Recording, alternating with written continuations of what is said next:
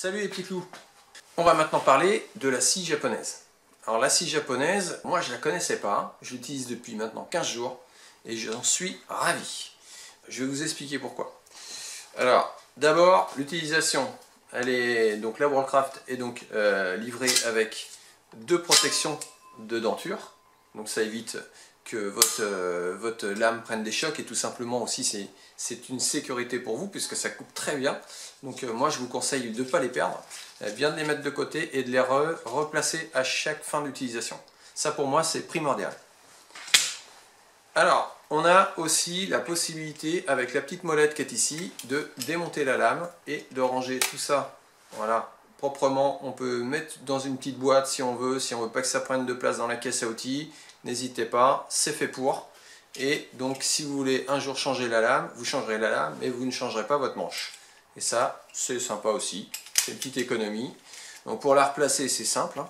On la remet dessus, on revisse et voilà, le tour est joué.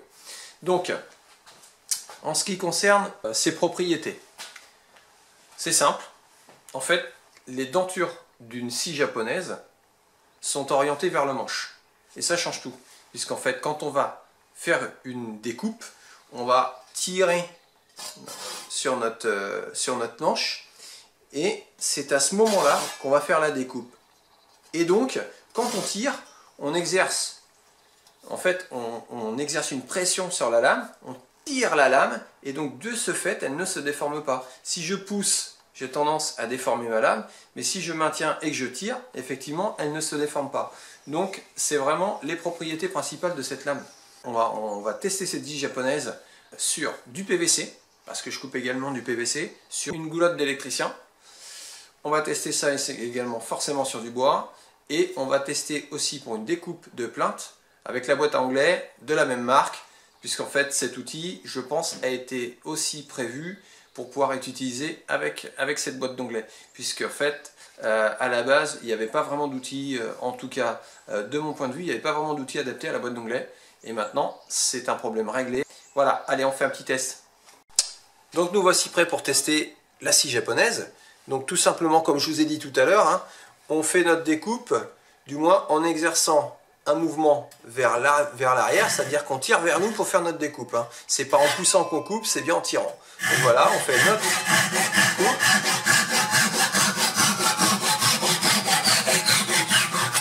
Et vous pouvez voir que ça coupe très bien, très net, très droit, RAS. Donc vraiment, c'est magique. Moi j'adore découper avec cette scie. Je trouve que c'est du coup devenu très très simple. Bon.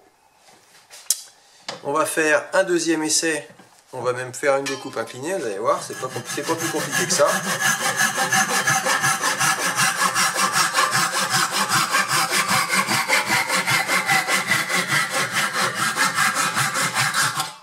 Voilà, sans aucun effort, ça n'a pas tremblé, vraiment c'est un jeu d'enfant. Franchement, c'est un jeu d'enfant. Alors c'est un bois tendre, effectivement, mais avec un bois dur, c'est la même chose, sauf que c'est peut-être un petit peu plus long, voilà, tout simplement. Mais on n'a aucun problème pour faire notre découpe, c'est vraiment facile, quoi. On va faire un deuxième test sur maintenant un tube PVC, parce que je coupe également du PVC. Et avec le PVC, ben c'est pareil, c'est un jeu d'enfant, allez voir. Donc là, je suis avec le côté... Là, je suis avec la denture un peu plus ouverte. Là, j'avais pris la denture volontairement pour vous faire voir qu'avec les deux côtés, ça fonctionne très bien aussi. C'est droit et la coupe est belle. Et la coupe est belle même de ce côté, hein, donc sur du PVC. Bon, c'est quand même des matériaux qui sont difficiles à couper, avoir une belle coupe. On va également faire l'essai sur une goulotte d'électricien. Moi, je vous fais voir tous ces petits trucs parce qu'en fait, c'est des choses que j'utilise moi dans mon quotidien. Quand j'ai besoin de couper, c'est ce genre de choses. C'est des tasseaux, des bois, des tubes PVC, des petites goulottes. Donc là, je prends le côté avec les dentures les plus serrées pour faire une découpe propre. Et vous allez voir. Voilà, ça m'a pas pris longtemps. Et ma découpe est nickel. Hein. Voilà, j'ai un peu de bavure, mais à part les bavures, franchement, c'est super droit. Voilà, on va faire un petit test avec la boîte d'onglets.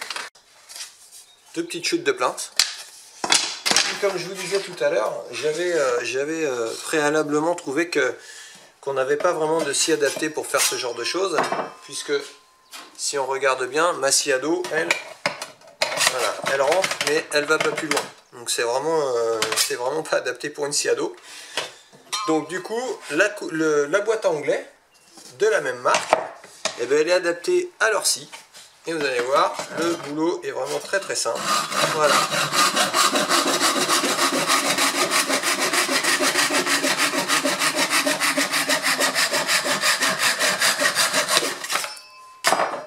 Aucun effort à faire, franchement, la coupe est nickel.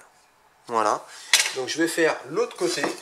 Vous voyez bien la différence, puisqu'il y a encore un élément dont on n'a pas parlé, c'est le fait que si on est amené à couper de la main gauche, alors c'est tout bête, mais moi ça m'a vraiment bluffé, puisque étant donné que je ne fais pas d'effort, et bien du coup je ne me sens pas handicapé plus que ça en coupant de la main gauche.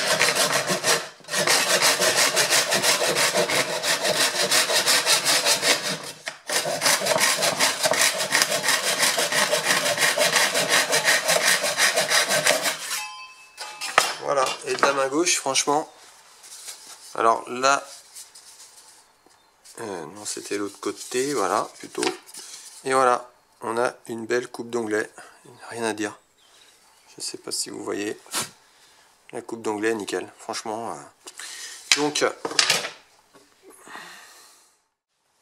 bon ben voilà, le test est terminé, donc maintenant, moi je vous invite à liker ma vidéo si elle vous a plu, donc un petit pouce ça fait toujours plaisir. N'hésitez pas à lâcher vos commentaires, si vous avez des commentaires à faire là-dessus je vous répondrai, il n'y a aucun souci. Vous pouvez me suivre aussi sur des réseaux sociaux, Facebook, Instagram, sur mon blog, et évidemment vous pouvez vous abonner à ma chaîne. Donc moi maintenant je vous dis merci, et puis je vous dis à très bientôt pour une prochaine vidéo. Ciao les petits clous!